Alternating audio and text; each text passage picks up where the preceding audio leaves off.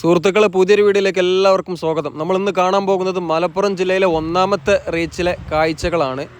ആലപ്പുഴ ജില്ലയുടെ ബാക്കി വീഡിയോകൾ വരും ദിവസങ്ങളിൽ വരുന്നതായിരിക്കും. അപ്പോൾ ഇന്ന് മലപ്പുറം ജില്ലയിലെ ഒന്നാമത്തെ റീച്ചിൽ ഇനി കുറച്ച് ദിവസത്തെ പണി കൂടി മാത്രമാണ് ബാക്കിയുള്ളൂ, പകുതി ഭാഗം വരെ കേട്ടോ.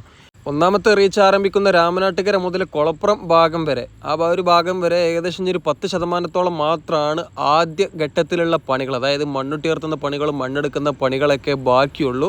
ഇവിടെ നിന്നാണ് ഒന്നാമത്തെ റീച്ച് ആരംഭിക്കുന്നത്. അപ്പോൾ റീച്ച് ആരംഭിക്കുന്ന ഭാഗത്തൊക്കെ പണികൾ നല്ല വേഗത്തിലാണ് കഴിഞ്ഞിട്ടുള്ളത്. 2 മാസം മുമ്പാണ് നമ്മൾ ഇവിടുത്തെ വീഡിയോ അവസാനമായിട്ട് അപ്ലോഡ് ചെയ്തത്. അതിൻ്റെ ശേഷം നിങ്ങളൊക്കെ ഒരുപാട് ചാനലുകളിൽ ഇവിടുത്തെ അപ്ഡേറ്റ് ഒക്കെ കണ്ടിട്ടുണ്ടാകും. ഏതായാലും ഈ ചാനലിലൂടെ മാത്രം കാണുന്ന ആളുകളുണ്ടാവും. പിന്നെ ഇപ്പോൾ നമ്മൾ തൃശ്ശൂർ, എറണാകുളം, ആലപ്പുഴ ജില്ലയിലെ വർക്കുകളൊക്കെ കണ്ടു. അപ്പോൾ ഒരു വർക്കിൻ്റെ അപ്ഡേറ്റ് ഒക്കെ കാണുമ്പോൾ എല്ലാവർക്കും ഒരു ചോദ്യം ഉണ്ടാകും, ഈ പണികളൊക്കെ എന്ന് തീരാനാണ്? നാഷണൽ ഹൈവേ അതോറിറ്റി പറയുന്നത് പോലെ 2025 കൂടിയിട്ട് കേരളത്തിൽ 6 വരി എന്ന സ്വപ്നം പൂവണിയുമോ? അപ്പോൾ അങ്ങനെയുള്ള ചോദ്യം, ഒരു ചോദ്യം എല്ലാവരുടെ മനസ്സിലുണ്ടാകും. അപ്പോൾ അങ്ങനെ ചോദ്യം ചോദിക്കുന്നവർക്ക് മലപ്പുറം ജില്ലയിലെ ഒന്നാമത്തെ റീച്ച് ഞാൻ സമർപ്പിക്കുകയാണ്. മലപ്പുറം ജില്ലയിലെ ഒന്നാമത്തെ റീച്ചും രണ്ടാമത്തെ റീച്ചും നല്ല വേഗത്തിലാണ് പണികൾ നടന്നുകൊണ്ടിരിക്കുന്നത്. അതേപോലെ കാസർഗോഡ് ജില്ലയിലെ ഒന്നാമത്തെ റീച്ച് തലപ്പാടി മുതൽ ചെങ്കള ഭാഗം വരെയുള്ള ഊരാളുങ്കലിൻ്റെ റീച്ചിലും നല്ല വേഗത്തിലാണ് പണികൾ നടന്നുകൊണ്ടിരിക്കുന്നത്. പിന്നെ കണ്ണൂർ ജില്ലയിലും കുഴപ്പമൊന്നുമില്ല, കണ്ണൂർ ജില്ലയിലും നല്ല വേഗത്തിൽ പണികൾ നടക്കുന്നുണ്ട്. കണ്ണൂർ ജില്ലയിലെ കണ്ണൂർ ബൈപ്പാസിൻ്റെ പണികൾ മാത്രമാണ് സ്വല്പം ഒരു മന്ദഗതിയിൽ ഇങ്ങനെ നടന്നുകൊണ്ടിരിക്കുന്നത്. അതായത് ഒരുപാട് വലിയ പാലങ്ങളാണ്, പിന്നെ ചതുപ്പ് നിറഞ്ഞ പ്രദേശങ്ങളാണ്, പിന്നെ ജിയോ സെല്ല്, ജിയോ ഷീറ്റ് ഇതൊക്കെ ഉപയോഗിച്ചിട്ടും, അതേപോലെ PVD ഇങ്ങനത്തെ കാര്യങ്ങളൊന്നും ചെയ്തിട്ടും അവിടെ മണ്ണുയർത്താനുള്ള ഒരു ലെവലിലേക്ക് ഇപ്പോൾ എത്തിയിട്ടില്ല. അങ്ങനെ സ്റ്റോൺ പേലിംഗ് ആണ് ഇപ്പോൾ അവിടെ നടന്നുകൊണ്ടിരിക്കുന്നത്. മുയിപ്പിലങ്ങാടല്ല, പുല്ലൂപ്പിക്കടവിൻ്റെ ഭാഗത്ത്.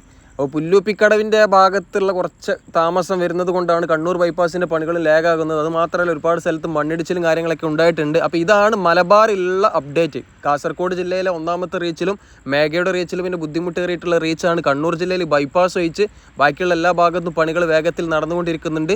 കോഴിക്കോട് ബൈപ്പാസിൽ പിന്നെ ഒരു 70% ഗതാഗതത്തിന് തുറന്നു കൊടുത്തിട്ടുണ്ട് 6 വരി. ആ ഭാഗത്ത് സർവീസ് റോഡിൻ്റെ ഒക്കെ പണികൾ കഴിഞ്ഞിട്ടുണ്ട്. മലപ്പുറം ജില്ലയിലേക്ക് വരുമ്പോൾ ഒന്നാമത്തെ റീച്ചിൽ നല്ല വേഗത്തിലാണ് പണികൾ നടന്നുകൊണ്ടിരിക്കുന്നത്. ഒന്നാമത്തെ റീച്ചിൽ ഒരു ബൈപ്പാസ് ഉണ്ട്, കോട്ടക്കൽ ബൈപ്പാസ്.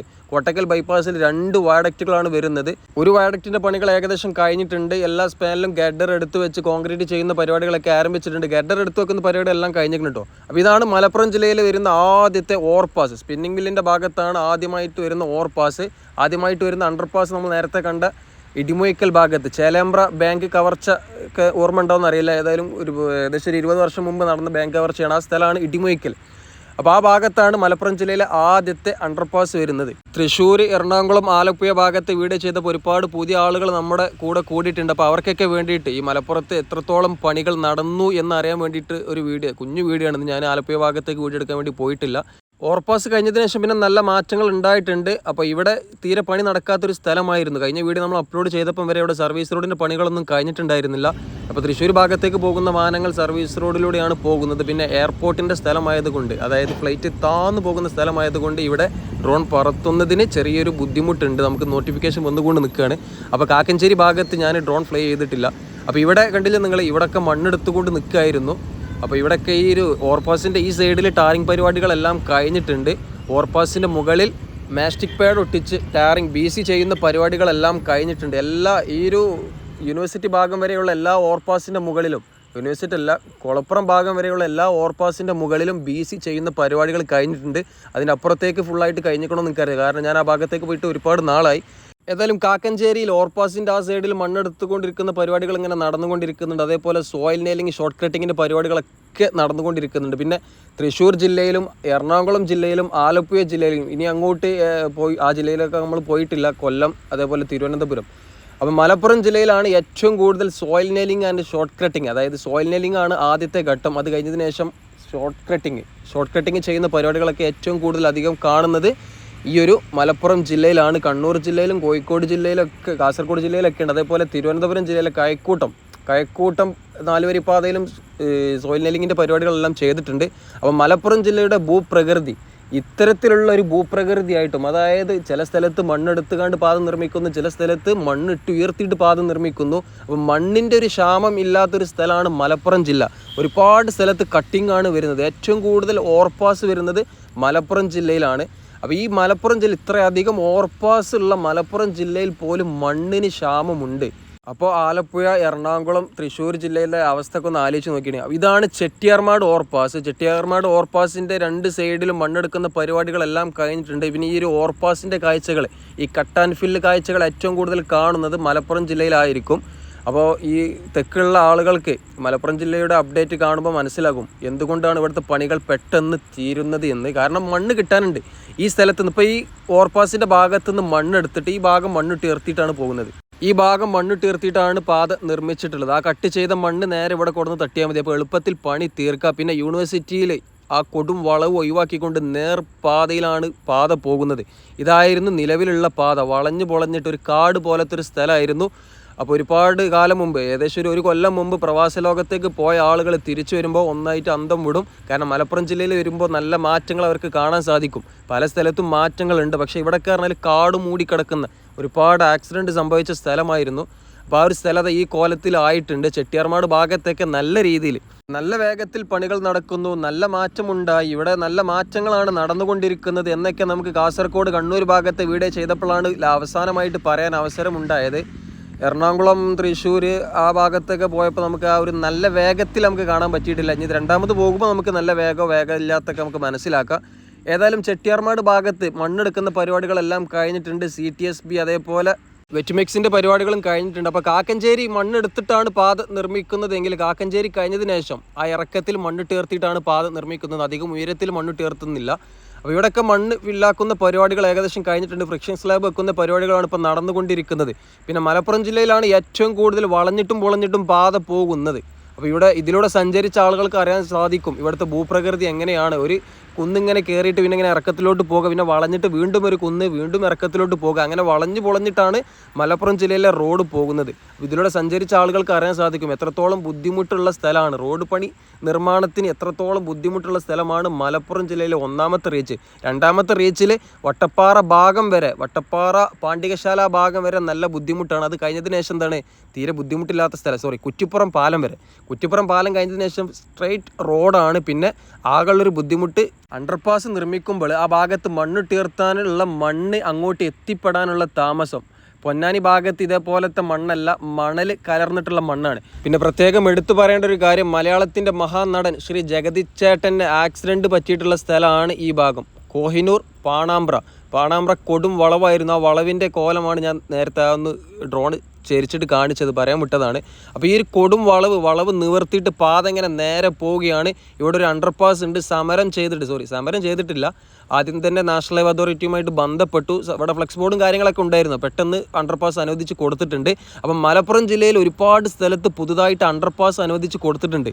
അണ്ടർപാസ് അനുവദിച്ച് കൊടുക്കാനുള്ള പ്രധാന കാരണം ഇവിടെ മണ്ണുയർത്തിയിട്ടാണ് പല ഭാഗത്തും പാത കടന്നു പോകുന്നത്. നല്ല ഉയരത്തിൽ മണ്ണുയർത്തുന്ന ഭാഗത്തൊക്കെ അണ്ടർപാസ് പുതുതായിട്ട് അനുവദിച്ച് കൊടുക്കുമ്പോൾ DPRൽ മാറ്റം വരുത്തേണ്ട ആവശ്യമില്ല. ആകെ ഫണ്ടിൽ മാറ്റം വരുത്തിയാൽ മതി. അപ്പോൾ നാഷണൽ ഹൈവേ അതോറിറ്റി അതിനുള്ള ഫണ്ട് കൂട്ടിക്കൊടുക്കും എന്നൊക്കെ കേട്ടിട്ടുണ്ട്. 4 അണ്ടർപാസോളം അനുവദിച്ച് കൊടുത്തിട്ടുണ്ട് ഈ ഒരു 1ാമത്തെ റീച്ചിൽ മാത്രം. അതുകൊണ്ട് 2 മാസം ഏറെ കൊടുത്തിട്ടുണ്ട്. പിന്നെ മഴയുള്ളത് കാരണം, പണി തടസ്സം വന്നത് കാരണം 2024 ഡിസംബർ അവസാനം വരെയാണ് 1ാമത്തെ റീച്ചിൻ്റെ കാലാവധി. 2024 ജൂലൈ മാസം വരെയായിരുന്നു 1ാമത്തെ റീച്ചിൻ്റെ കാലാവധി. 2024 ഡിസംബർ അവസാനം വരെ നീട്ടിക്കൊടുത്തിട്ടുണ്ട്. 2025 മെയ് മാസം വരെ 2ാമത്തെ റീച്ചിന്, മലപ്പുറം ജില്ലയിലെ 2ാമത്തെ റീച്ചിനും നീട്ടിക്കൊടുത്തിട്ടുണ്ട്. അപ്പോൾ ഈ ജഗതിച്ചേട്ടൻ്റെ അപകടം പറ്റിയിട്ടുള്ള ഈ ഒരു വളവ് നിവർത്തിയിട്ടുണ്ട്. ഇവിടെയൊക്കെ നല്ല ഉയരത്തിൽ മണ്ണിട്ടുയർത്തുന്ന പരിപാടികൾ കഴിഞ്ഞിട്ടുണ്ട്. ഏകദേശം ഒരു 1.5 തെങ്ങിൻ്റെ ഉയരത്തിലൊക്കെ മണ്ണിട്ടുയർത്തിയിട്ടാണ് പാത കടന്നു പോകുന്നത്. 2 തെങ്ങ് എന്നൊക്കെ ഞാൻ പറയാറുണ്ട്. ചില ഭാഗത്ത് ഇങ്ങനെ നോക്കുമ്പോൾ, അടിയിൽ നിന്ന് മേപ്പെട്ട് നോക്കുമ്പോൾ 2 തെങ്ങല്ല 3 തെങ്ങിൻ്റെയൊക്കെ ഉയരം തോന്നിപ്പോകും. അത്തരത്തിലുള്ളൊരു സ്ഥലമാണ് ഇടിമുഴയ്ക്കൽ. ചേലാമ്പ്ര ഭാഗത്തും അതേപോലെ എൻ്റെ നാട് അരീത്തോട് ഭാഗത്ത് നിന്ന് അടിയിൽ നിന്ന് ഇങ്ങനെ മേപ്പെട്ട് നോക്കുമ്പോൾ കുത്തുബ് മിനാറിൻ്റെ ഉയരമുണ്ടോ എന്നൊക്കെ നമുക്ക് തോന്നിപ്പോകും. ചേളാരി ഭാഗത്തും അത് തന്നെയാണ് അവസ്ഥ. ഏകദേശം ഒരു 1.5 തെങ്ങിൻ്റെയൊക്കെ ഉയരത്തിൽ ചേളാരി ഭാഗത്തും മണ്ണിട്ടുയർത്തിയിട്ടുണ്ട്. ഇതാണ് ചേളാരി ഭാഗത്ത് ഒരുപാട് കാലം മുമ്പ് ടാറിങ് പരിപാടികളെല്ലാം കഴിഞ്ഞതാണ്. ക്രാഷ് ബാരിയറിൻ്റെ പണികൾ കഴിഞ്ഞതാണ്. ഇവിടെ ഇപ്പം എന്താ നടക്കുന്ന പണി വെച്ചാൽ ക്രാഷ് ബാരിയർ പൊട്ടിച്ച് ലൈറ്റിന് വേണ്ടിയിട്ടുള്ള പരിപാടി ഇങ്ങനെ നടന്നുകൊണ്ടിരിക്കുകയാണ്. പിന്നെ നമ്മൾ മന്ത്രി മുഹമ്മദ് റിയാസ് സാറിൻ്റെ കൂടെ സഞ്ചരിച്ചപ്പോൾ ഈ ചേളാരി ഭാഗം തുറന്നു കൊടുക്കുന്നതിനെ പറ്റിയൊക്കെ പറഞ്ഞിരുന്നു. ഈ മലപ്പുറം ജില്ലയിലേക്ക് എത്തുമ്പോൾ ഏറ്റവും കൂടുതൽ ഗതാഗത കുരുക്ക് അനുഭവപ്പെടുന്ന സ്ഥലമാണ് ചേളാരി ഭാഗം. ഒരുപാട് കാലമായി ചേളാരി ഭാഗത്തെ പണികൾ കഴിഞ്ഞിട്ട് പക്ഷേ ഇതുവരെ തുറന്നു കൊടുത്തിട്ടില്ല. ചില ഭാഗങ്ങൾ മാത്രമാണ് മലപ്പുറം ജില്ലയിൽ തുറന്നു കൊടുത്തിട്ടുള്ളൂ. അപ്പോൾ ഇതുവരെ കാണുമ്പോൾ നിങ്ങൾക്ക് ഏകദേശം ഒരു 10% പണികൾ മാത്രമാണ് ഇനി ബാക്കി. ചെട്ടിയാർമാട് ഭാഗത്തും അതേപോലെ കാക്കഞ്ചേരി ഭാഗത്തും പിന്നെ സ്പിന്നിങ് മില്ലിൻ്റെ ആ ഭാഗത്ത് മാത്രമാണ് ഇതുവരെ നമ്മൾ കണ്ടതിൽ കുറച്ച് പണി ബാക്കി. പിന്നെ പാണാമ്പ്ര ആ ഭാഗത്തും. അപ്പോൾ ഏതായാലും ചേളാരി ഭാഗം ഇതുവരെയും തുറന്നു കൊടുത്തിട്ടില്ല. പണികൾ ഏകദേശം എല്ലാം കഴിഞ്ഞിട്ടുണ്ട്. പിന്നെ ഒരു കാര്യം സൂചിപ്പിക്കാനുള്ളത്, കാസർകോട്ട് നിന്ന് എറണാകുളം ഭാഗത്തേക്ക് പോകുന്ന ഈ ഒരു എണ്ണച്ചറത്താറിലൂടെ നിലവിലുള്ള സാഹചര്യത്തിൽ പോകുമ്പോൾ ഏറ്റവും കൂടുതൽ ഗതാഗതക്കുരുക്ക് അനുഭവപ്പെടുന്നത് മലപ്പുറം ജില്ലയിലാണ്. ഇതിലൂടെ സഞ്ചരിച്ചിട്ടുള്ള ആളുകൾക്കും വലിയ വാഹനം ഓടിക്കുന്ന ആളുകൾക്കൊക്കെ അറിയാൻ സാധിക്കും. കാരണം സർവീസ് റോഡൊക്കെ നല്ല കയറ്റത്തിലാണ് ഉള്ളത്. പിന്നെ മുന്നിൽ ഏതെങ്കിലും വലിയ വാഹനങ്ങൾ പെട്ടാൽ അതിനെ ഓവർടേക്ക് ചെയ്യാൻ ഒരുപാട് നേരം കാത്തിരിക്കേണ്ടി വരും. അത്തരത്തിൽ ഏറ്റവും കൂടുതൽ ബുദ്ധിമുട്ടുള്ള സ്ഥലമാണ് മലപ്പുറം ജില്ലയിലെ ഒന്നാമത്തെ റീച്ച്. കാരണം സർവീസ് റോഡ് നല്ല കയറ്റത്തിലാണ് നിർമ്മിച്ചിട്ടുള്ളത്. കാരണം ഇവിടുത്തെ ഭൂപ്രകൃതി എങ്ങനെയാണ്. പിന്നെ പഠിക്കലിൻ്റെ കാര്യം പറയാന്നുണ്ടെങ്കിൽ പഠിക്കൽ ഭാഗത്ത് നല്ല മാറ്റങ്ങളാണ്. കഴിഞ്ഞ പ്രാവശ്യം നമ്മളിവിടെ വന്നപ്പോൾ മണ്ണുട്ടിയർത്തുന്ന പരിപാടികൾ ഇങ്ങനെ നടന്നുകൊണ്ടിരിക്കുകയായിരുന്നു. അതായത് ഒരു 50 ദിവസം മുമ്പ് ഇവിടുത്തെ വീഡിയോ നമ്മൾ അപ്ലോഡ് ചെയ്തപ്പോൾ മണ്ണുട്ടിയർത്തുന്ന പരിപാടികൾ ഇങ്ങനെ നടന്നുകൊണ്ടിരിക്കുകയായിരുന്നു. ഇപ്പോൾ ഫ്രിക്ഷൻ സ്ലാബ് വെച്ചു, ടാറിങ്ങിൻ്റെ പരിപാടികൾ, അതായത് DBMൻ്റെ പരിപാടികൾ കഴിഞ്ഞിട്ടുണ്ട്. അണ്ടർപാസിൻ്റെ ഉള്ളിൽ കളർ കൊടുക്കുന്ന പരിപാടി ഇവിടെ കഴിഞ്ഞിട്ടില്ല. ഇടിമുയിക്കൽ, അതേപോലെ തലപ്പാറ, വീക്കേപ്പടി അണ്ടർപാസുകൾക്കുള്ളിലൊക്കെ പെയിൻറ്റിങ് പരിപാടികൾ കഴിഞ്ഞിട്ടുണ്ട്. ഇതാണ് പഠിക്കൽ അങ്ങാടി. ഇവിടെയൊക്കെ നല്ല ഉയരത്തിലാണ് മണ്ണിട്ടീർത്തിയിട്ട് പാത നിർമ്മിച്ചിട്ടുള്ളത്. ഇന്നത്തെ വോയിസ് കുറച്ച് സ്പീഡ് കൂടുന്നുണ്ടോ എന്നൊരു സംശയമുണ്ട്. കാരണം ഒരുപാട് കാര്യങ്ങൾ നമുക്ക് പറയാനുണ്ട്. ആകെ 15 മിനിറ്റാണ് സമയമുള്ളൂ. അപ്പം മലപ്പുറം ജില്ലയിൽ ഒന്നാമത്തെ റീച്ചിൽ എത്രത്തോളം മാറ്റങ്ങളുണ്ട്, അതേപോലെ ഈ തെക്ക് ഭാഗത്തുള്ള ആളുകൾ, ആദ്യമായിട്ട് മലപ്പുറം ജില്ലയിലെ കാഴ്ച കാണുന്ന ആളുകൾക്ക് ഈ ഒരു റീച്ചിനെ കുറിച്ചിട്ടും ഈ മൊത്തത്തിൽ എണ്ണച്ചറവത്താറിൻ്റെ അപ്ഡേറ്റും പെട്ടെന്ന് പറഞ്ഞു കൊടുക്കാമെന്നുള്ളൊരു ഉദ്ദേശം കൊണ്ടാണ് സ്പീഡൊന്ന് കൂട്ടിയിട്ടുള്ളത്. പിന്നെ നോമ്പ് പറഞ്ഞതിന് ശേഷമാണ് വോയിസ് കൊടുക്കുന്നത്. അതുകൊണ്ട് എന്താണ്, തന്നെത്താല ഊർജ്ജം കൂടും. ഇതിങ്ങനെ കാണുമ്പോൾ തന്നെ നിങ്ങൾക്ക് മനസ്സിലാകും എണ്ണച്ചറവത്താറ് മലപ്പുറം ജില്ലയിൽ എത്രത്തോളം വളഞ്ഞു പൊളഞ്ഞിട്ടാണ് പോകുന്നതെന്ന്. അപ്പം ഊരാളുങ്കലൊക്കെ ചെയ്യുന്നത് പോലത്തെ ലൈറ്റ് ഫിറ്റിംഗ് അല്ല ഇവിടെ നടക്കുന്നത്. ക്രാഷ് ബാരിയർ കുറച്ച് ഭാഗം പൊട്ടിച്ചിട്ട് അവിടെ കോൺക്രീറ്റ് ചെയ്ത് ലൈറ്റിനുള്ള സ്ക്രൂ കാര്യങ്ങളൊക്കെ അതിൽ തന്നെ കൊടുത്തിട്ട് അതിന് മുകളിലാണ് ലൈറ്റ് വെക്കുക. ലൈറ്റ് വെക്കുന്ന പരിപാടികൾ എവിടെയും തുടങ്ങിയിട്ടില്ല. ഒരുപാട് സ്ഥലത്ത് ഇതേപോലെ ക്രാഷ് ബാരിയർ പൊട്ടിച്ച് കോൺക്രീറ്റ് ചെയ്യുന്ന പരിപാടികൾ കഴിഞ്ഞിട്ടുണ്ട്. അപ്പോൾ അടുത്ത ഘട്ടം ലൈറ്റ് വെക്കുന്ന പരിപാടികളായിരിക്കും. അപ്പോൾ ഇതേതാ മാസം, മാർച്ച് കഴിഞ്ഞു. ഇനി ആകെ കുറച്ച് മാസങ്ങൾ മാത്രമാണ് ബാക്കി. അതിൻ്റെ ഉള്ളിൽ ഫസ്റ്റ് കോട്ട് ടാറിങ് ചെയ്യാൻ ഒരുപാട് സ്ഥലത്ത് ബാക്കിയുണ്ട്. അതിനുശേഷം സെക്കൻഡ് കോട്ട് ചെയ്യണം. അതിനുശേഷം ചെറിയൊരു തരി അത് വെക്കണം. പിന്നെ മലപ്പുറം ജില്ലയിൽ ഒന്നാമത്തെ റീച്ചിൽ ഏറ്റവും കൂടുതൽ ദൂരത്തിൽ തുറന്നു കൊടുത്തിട്ടുള്ളത്, അതായത് 2 സൈഡും തുറന്നു കൊടുത്തിട്ടുള്ളത് ഈ ഒരു ഭാഗമാണ്. അപ്പോൾ ഈ ഒരു തുറന്നു കൊടുത്ത ഭാഗത്തെ വെച്ചിട്ട് നമ്മളൊരു വീഡിയോ ചെയ്തിട്ടുണ്ടായിരുന്നു ഒരു മാസം മുമ്പ്. അതുകൊണ്ടാണ് പിന്നെ ആ ഭാഗം ഇതിൽ ഉൾപ്പെടുത്താഞ്ഞത്. പിന്നെ അവിടെ ഒരു അണ്ടർപാസ് ഉണ്ട് കേട്ടോ. സമരം ചെയ്തെന്ന് പറയാനില്ല, ഒരു ഫ്ലെക്സ് ബോർഡ് മാത്രമാണ് വെച്ചിട്ടുള്ളത്. അപ്പോൾ തന്നെ MLA മുഖാന്തരമൊക്കെ ഇടപെട്ടിട്ട് അണ്ടർപാസ് അനുവദിച്ച് കൊടുത്തിട്ടുണ്ട്. അവിടെയും മണ്ണുട്ടിയർത്താനുള്ള ഭാഗത്താണ് ചെറിയൊരു സ്മോൾ VUP അനുവദിച്ച് കൊടുത്തിട്ടുണ്ട്. തലപ്പാറ ഭാഗത്ത് അണ്ടർപാസിൻ്റെ ഈ ഭാഗത്തും ടാറിങ് ചെയ്യുന്ന പരിപാടികൾ ഏകദേശം കഴിഞ്ഞിട്ടുണ്ട്. അതായത് മുട്ടിക്കുന്ന പരിപാടികൾ കഴിഞ്ഞിട്ടുണ്ട് അണ്ടർപാസിൻ്റെ ഭാഗം വരെ. പിന്നെ ഈ ഭാഗത്ത് ചമ്മാട് ഭാഗത്തേക്ക് പോകുന്ന സൈഡിൽ മണ്ണെടുക്കുന്ന പരിപാടികൾ എല്ലാം കഴിഞ്ഞിട്ടുണ്ട്. അതായത് നിലവിലുള്ള റോഡ് കാണാനില്ല. ഈ മണ്ണെടുത്ത ഭാഗത്താണ് നിലവിലുള്ള ഹൈവേ. അപ്പോൾ ഇവിടെ ഒരു ഹൈവേ ഉണ്ടായിരുന്നോ എന്ന് നമുക്ക് ചോദിക്കേണ്ടി വരും. കാരണം അത്രയും മാറ്റമാണ് ഇവിടെ നടന്നിട്ടുള്ളത്. പിന്നെ ബസ് സ്റ്റോപ്പിൻ്റെ പണികൾ ഇങ്ങനെ നടന്നുകൊണ്ടിരിക്കുന്നുണ്ട്. ബസ് സ്റ്റോപ്പ് ഞാനിതിൽ ഉൾപ്പെടുത്താൻ മറന്നുപോയി. കാരണം VKPD ഭാഗത്ത് കഴിഞ്ഞിട്ടുണ്ട്, ചേളാരി ഭാഗത്തൊക്കെ കഴിഞ്ഞിട്ടുണ്ട്. ബസ് സ്റ്റോപ്പ് പറഞ്ഞാൽ സർവീസ് റോഡിൽ ബസ് ഷെൽട്ടർ എന്നൊക്കെ നമ്മൾ പറയുമല്ലോ, അത് സർവീസ് റോഡിലാണ് ഉള്ളത്.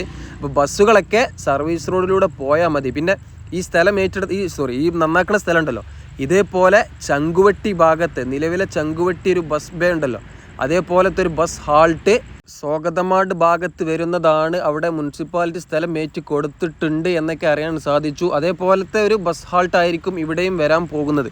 കാരണം അന്ന് KNRൻ്റെ ഒരാൾ പറഞ്ഞിരുന്നു ഇവിടെ കുറച്ചൊരു ഈ സ്ഥലം, കാരണം നാഷണൽ ഹൈവേക്ക് ഒരുപാട് സ്ഥലം ഈ ഭാഗത്തുണ്ടല്ലോ.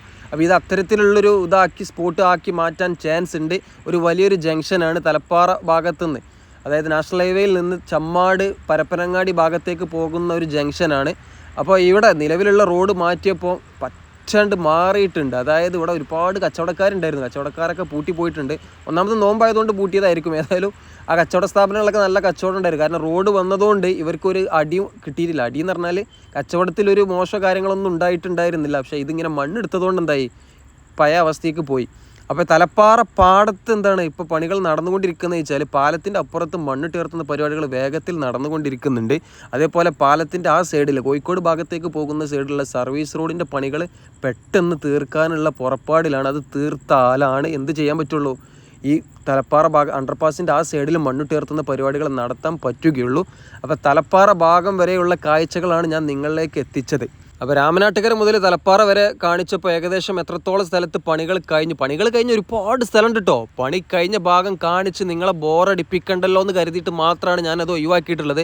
പണി കഴിഞ്ഞ ഭാഗം കാണുമ്പോൾ എല്ലാം ഒരേപോലെയാണ്. ഒരുപാട് സ്ഥലത്ത് പണികൾ ടാറിങ് കഴിഞ്ഞിട്ടുണ്ട്. ഈ പണി നടക്കാനിരിക്കുന്ന ഭാഗങ്ങൾ മാത്രമാണ് ഞാനിതിൽ ഉൾപ്പെടുത്തിയിട്ടുള്ളത്. ആകെ 2-3-4 സ്ഥലത്ത് മാത്രമാണ് കാര്യമായിട്ട് പണി നടക്കാനുള്ളൂ. അതിൽ തലപ്പാറ പാടത്ത് മാത്രമാണ് ഞാൻ കുറച്ചധികം പണികൾ ബാക്കിയുള്ളത്. അതേപോലെ കുളപ്പുറം എത്തുന്നതിന് മുമ്പ് അരീത്തോട് ഭാഗത്തും വലിയ പറമ്പ് ഭാഗത്തും കുറച്ച് പണികൾ ഇങ്ങനെ നടന്നുകൊണ്ടിരിക്കുന്നുണ്ട്. അതുകൂടി കഴിഞ്ഞിക്കാന്നുണ്ടെങ്കിൽ രാമനാട്ടുകര മുതൽ കുളപ്പുറം വരെയുള്ള ഭാഗം ഫുള്ളായിട്ട് ഫിനിഷായി. ഇപ്പോൾ 1 മാസം കൊണ്ട് തീർക്കാൻ പറ്റുന്ന പണി ഇനിയുള്ളൂ. അരീത്തോട് ഭാഗത്ത് ഒരാഴ്ച കൊണ്ട് പണി തീരുമെന്ന് പറഞ്ഞിട്ടുണ്ട്. 2 ആഴ്ച കൊണ്ട് പണി തീരുമെന്ന് പറഞ്ഞിട്ടുണ്ട്. പിന്നെ കൂരിയാട് ഭാഗത്ത് പണികൾ നല്ല വേഗത്തിൽ നടന്നുകൊണ്ടിരിക്കുന്നുണ്ട്. കൂരിയാട് ഒരുപാട് MNBകളുണ്ട്, മൈനർ ബ്രിഡ്ജുകൾ വരുന്നുണ്ട്. അതുകൊണ്ട് പണി കുറച്ച് ലേഗാകും. അപ്പോൾ ഏതായാലും വീഡിയോ ഞാനിവിടെ വെച്ച് നിർത്തുകയാണ്. വീഡിയോയെക്കുറിച്ചിട്ടുള്ള അഭിപ്രായങ്ങളൊക്കെ നിങ്ങൾ കമൻറ്റായിട്ട് അറിയിക്കണം. സ്പീഡ് കൂടിയിട്ടുണ്ടോ എന്നൊരു സംശയമുണ്ട്. ഈ ഒരു വീഡിയോ കാണുമ്പോൾ മലബാർ ഭാഗത്ത് നാഷണൽ ഹൈവേയുടെ പണികൾ എങ്ങനെയാണ് നടക്കുന്നത് എന്ന് തെക്കുള്ള ആളുകൾക്കൊക്കെ ഒരു ബോധം വന്നിട്ടുണ്ടാകും. അപ്പോൾ ഏതായാലും വീഡിയോ ഞാൻ വിളിച്ച് സമാപനം കുറിക്കുകയാണ്. ഇഷ്ടപ്പെട്ട് കാണുന്നുണ്ടെങ്കിൽ ഒരു ലൈക്ക് അടിച്ചേക്കേണ്ടി, പിന്നെ ചാനൽ സബ്സ്ക്രൈബ് ചെയ്യാത്തവരൊക്കെ സബ്സ്ക്രൈബ് ചെയ്തുകൊണ്ട് പോയിക്കോളി. Thanks for watching. Next vibes you again. Bye by.